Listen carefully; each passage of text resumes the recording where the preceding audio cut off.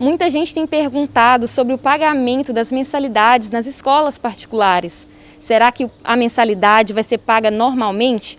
Para falar sobre esse assunto, hoje nós convidamos o advogado Joaci Martins. Joaci, tem alguma lei que prevê essa redução na mensalidade?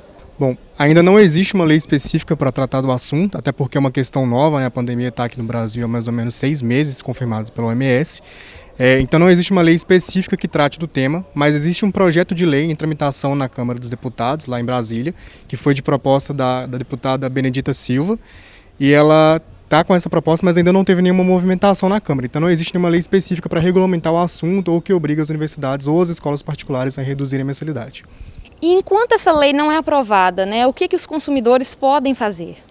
Bom, como ainda não existe nenhuma lei que regulamente o assunto, o que os consumidores podem fazer é buscar o acesso à justiça ou então procurar os órgãos de defesa do consumidor, como por exemplo o PROCON, para tentar entrar num acordo extrajudicial com as escolas ou com as universidades.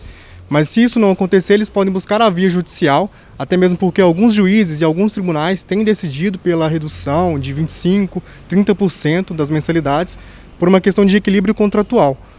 E como que funciona essa revisão contratual, esse equilíbrio contratual? O que acontece? Quando você tem um contrato, são duas partes, quem contrata e quem é contratado. No caso, o contratante são os pais ou os alunos em si, e o contratado é a universidade ou então a escola. Quando você tem duas partes, precisa haver um equilíbrio, precisa existir um equilíbrio nesse contrato. Quando não há esse equilíbrio, esse contrato precisa ser revisto, senão ele fica muito oneroso para uma das partes, e é o que está acontecendo com os alunos. Como eles não estão tendo o serviço prestado, que é a atividade presencial, que é as aulas ali, eles estão pagando por uma manutenção de um serviço que eles não estão tendo, e aí está promovendo esse desequilíbrio contratual. Entendi. E se o consumidor optar por rescindir o contrato, tem algum custo para ele? E isso vai depender do que está escrito no contrato. É por isso que é sempre importante a gente sempre ler todas as cláusulas, porque esse tipo de situação geralmente está previsto no contrato. Mas isso também pode ser revisto pelo juiz, porque identificando uma situação em que o contrato está muito pesado para uma das partes, o juiz pode rever as cláusulas do contrato, agir em defesa do consumidor e equilibrar essa relação. Entendi. O Joaci, o PROCON emitiu uma nota técnica para orientar as escolas como procederem nessa questão da mensalidade. As escolas são obrigadas a seguirem essa norma?